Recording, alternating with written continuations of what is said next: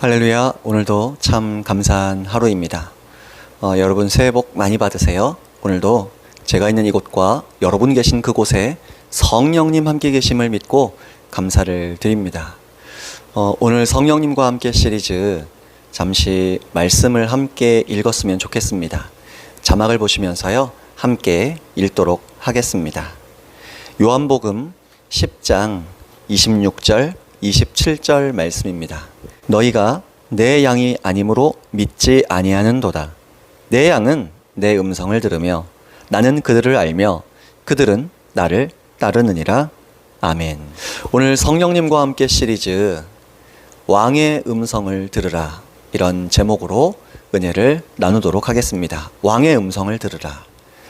오늘 말씀처럼 저와 여러분은 구원받은 이후에 예수님의 백성들이고 친구로서 자연스럽게 다양한 방식으로 하나님의 음성을 들을 수가 있습니다. 그리고 하나님의 음성을 듣는 것은 문희곤 목사님 책 제목에서 말씀하셨던 것처럼 은사가 아닙니다. 그냥 창조의 목적인 우리 성삼위일체 하나님과 친밀하게 교제 나누는 여러 가지 방법들 가운데 하나일 뿐입니다. 먼저 하나님의 음성은 어떻게 들릴까요? 언제나 참 기본적인 것으로 말씀하세요. 하나님께서는 분명히 우리 안에 계신 성령님을 통해 말씀하시기 때문에 우리가 성령님의 음성을 듣는다라고 이해하시면 좀 더 좋을 것 같습니다. 그런데 성령님을 통해 우리에게 들려주실 때 예수님의 인격으로 예수님께서 말씀하시기도 하시고 하늘 아버지께서 하늘 아버지의 음성으로 저와 여러분의 마음에 위로의 감동과 위로의 음성을 다양한 방식으로 전달해 주시기도 하세요. 그러나 가장 안전한 방법인 성경을 통해 말씀하십니다. 그리고 성경을 다시 또 잘 풀어서 가르치도록 목회자와 믿음의 선배님들을 통해 가르치게 하시면서 그 가운데 그분의 음성을 담아두십니다.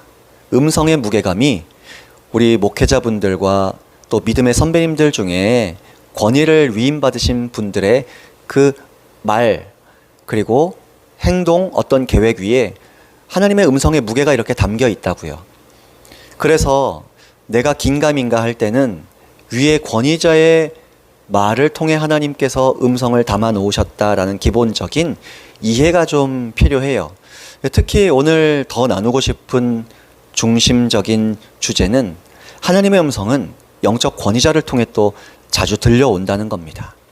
꼭 목사님들이 강단에서 설교하실 때 지금 성령님께서 제게 이렇게 말씀하십니다 라고 안 하셔도요. 그냥 설교를 쭉 하셔도 들으시는 성도님들이 지금 저 가운데 하나님의 음성이 그 무게가 담겨있다, 실려있다, 이 믿음을 가지고 들으셔야 한다는 것이죠. 목사님의 설교 한마디에 예수님의 음성의 무게가 담겨있다. 목사님의 권면의 말씀 속에 성령님의 음성의 무게가 담겨있다.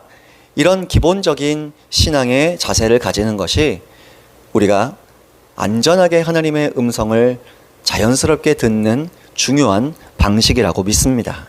제가 존경하는 목사님 중에 저희 안디옥교회 정기 집회에 늘 빠지지 않고 오시는 한참 대선배 목사님이 계세요. 인품도 정말 훌륭하신데 글도 정말 잘 쓰십니다. 페이스북에 이런 글을 한번 쓰셨어요.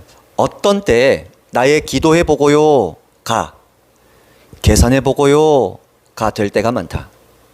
주님께서 말 바꾼다고 모르겠는가. 이렇게 목사님 말씀을 읽을 때에 제 무릎을 탁 치면서 저를 돌아봤어요.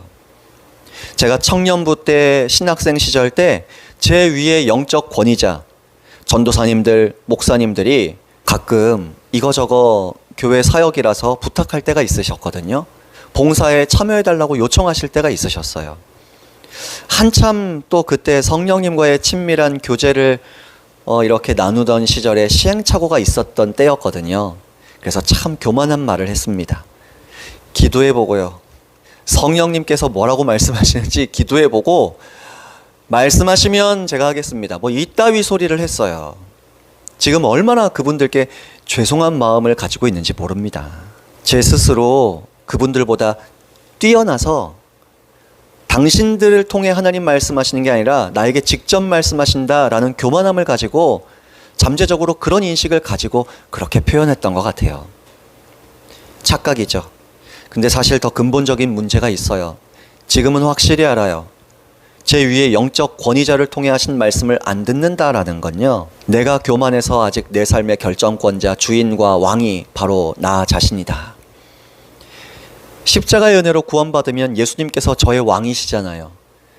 왕의 음성을 듣고 따라야 하는데, 왕의 음성을 왕이 직접 백성들에게 일일이 다 말하지 않아요. 신하들을 통해서 그 신하가 또 아래 신하에게 말하고, 그 아래 신하가 아래 관리에게 말하고, 그 관리가 또 아래 하급 관리에게 말합니다.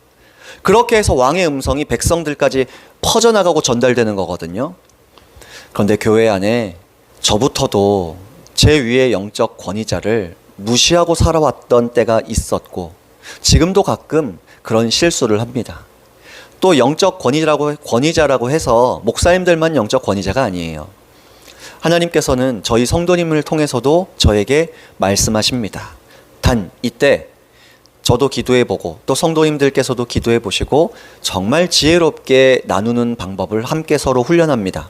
갑자기 어느 날 목사님 부르면서 목사님 성령님께서 제게 이렇게 말씀하셨는데요, 한번 들어보실래요? 이렇게 말하는 건 무례하게 들릴 수 있잖아요.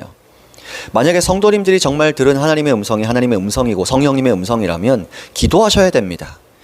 제게 알려주신 내용이 정말 하나님으로부터 온 음성이 맞다면 목사님께서 저에게 무언가 하나님께서 말씀하신 것이 없는지 여쭤보시도록 감동을 주시옵소서 기도하는 것이 필요해요. 그게 아니라면 그냥 중보기도를 조용히 하라고 하시나 보다 이렇게 생각하시면 됩니다. 중보기도는 하시는데 또 묻지도 않았는데 하나님 알려주셔서 제가 목사님을 위해 이렇게 저렇게 기도하고 있어요 말씀하시는 분들 계세요. 근데 저는 그냥 그것도 참 감사하게 생각합니다. 근데 이런 부분들에 대해서 많은 목사님들이 이해가 부족한 경우도 있으시기 때문에 상처가 되고 또 목사님을 무시하는 걸로 오해를 하시기도 하세요. 그래서 우리 서로 지혜롭게 행동해 주시길 부탁드립니다. 기도해 보시고 목회자분들에게 뭔가 전하고 싶으신 하나님의 음성을 내가 들은 것 같다면 목사님이 먼저 물어보도록 기도해 주시기를 부탁드립니다. 그리고 또 목사님들이 기도 부탁하시거나 혹은 좋은 계기가 있을 때 정말 부담스럽지 않게 나눌 수 있는 타이밍을 잘 봐서 이야기하는 것도 지혜로울 수 있다고 생각합니다.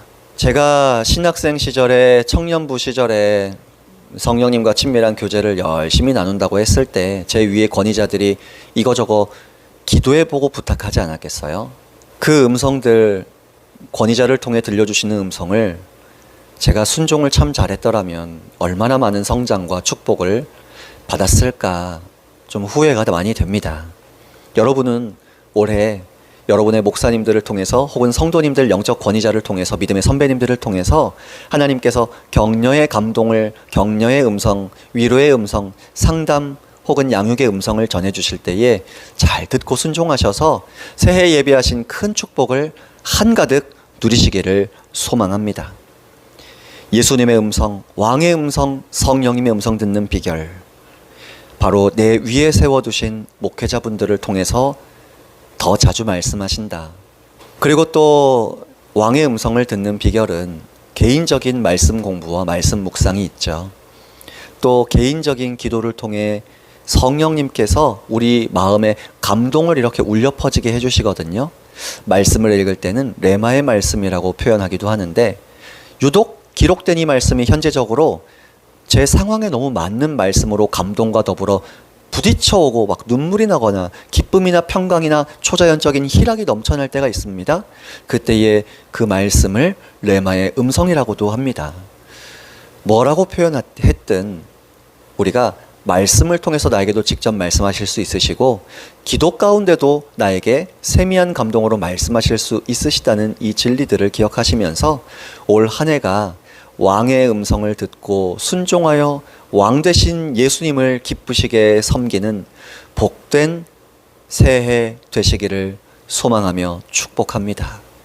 특별히 다시 부탁드리지만 저와 여러분보다 우리 위에 세워두신 영적 권위자분들을 통해 안전하고도 확실하게 자주 하나님의 뜻과 음성을 전해주신다라는 겸손한 마음가짐으로 귀를 기울여 주시고 순종으로 하나님을 기쁘시게 해드리고 영광을 나타내시는 우리 모두 되시기를 축복합니다. 수고하셨습니다. 할렐루야.